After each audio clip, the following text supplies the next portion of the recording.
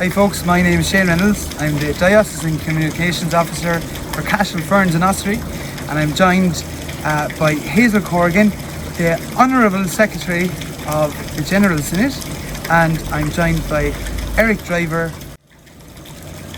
So Hazel, how did you find General Synod Day 1? I think it's going very well. We started this morning with a lovely service in the local church.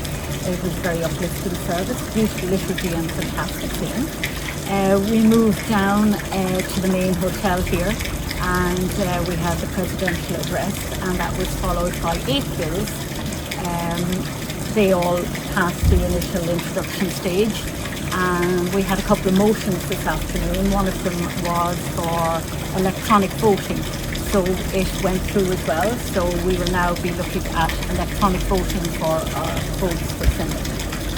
And we had some of the other reports then that came through for the Commission of Ministry, and we had a Follow Me presentation by Dr. Jackie Wilkinson, who launched the new website, and they have been working on redeveloping the programme for children in national schools and the programme. So busy day so far. Very busy day so far, and a very busy day again tomorrow. So we're over to Eric Driver. Eric, just a quick question from today's events here at General Synod. How do you think Synod decisions will affect or impact the life of the church locally? Thank you very much, Shane. You give me the tricky question, you give Hazel the easy one. I suppose if we look at this afternoon here, we looked at the motion around clergy being allowed to marry couples outside of a church premises.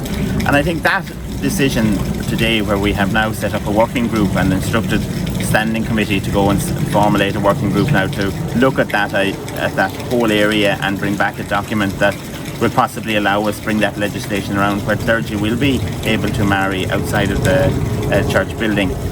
So that will have an impact definitely on the church in a whole going forward. But General Synod itself, you know, it's very slow to trickle down. It's a little bit like the water that's happening here in the background with us. It trickles back out to the people in the pews, but it's going to take time. But we have a responsibility as General Synod representatives to get the information back to our parishes, back to our dioceses, and I think that if anything comes out of today, it was that the openness of communication that seemed to go on in the room today was positive. We had a lot of input from CFO, which was good to say. We had a number of speakers up to the podium, and great to see that we're able to maybe punch above our weight here at General Synod, which is good. So looking forward to tomorrow. Hopefully it'll be lots of fun.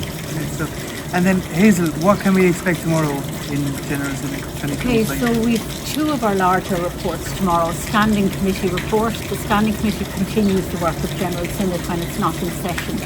So we will have that report, and that could be up to 2 hours long. Well, an hour and a half to 2 hours. And then we have the representative church body report, and that deals with more of the finances of the church. So they're the 2 big ticket items tomorrow. So a busy day ahead for tomorrow. Busy day, but we hope to be finished by about 4:30. Then we have 2 evening Zoom meetings during the week. That will follow on. That will follow on, yeah, for the last of the bills. Well, thank you very much, Hazel, and thank you very much, Eric, for joining us. So for all the latest updates, you can always check the Church of Ireland website for reports and motions being put through. And for all other things like videos and photography, you can check on our social media platforms. So good luck from us on day 1 of General Synod in Naas.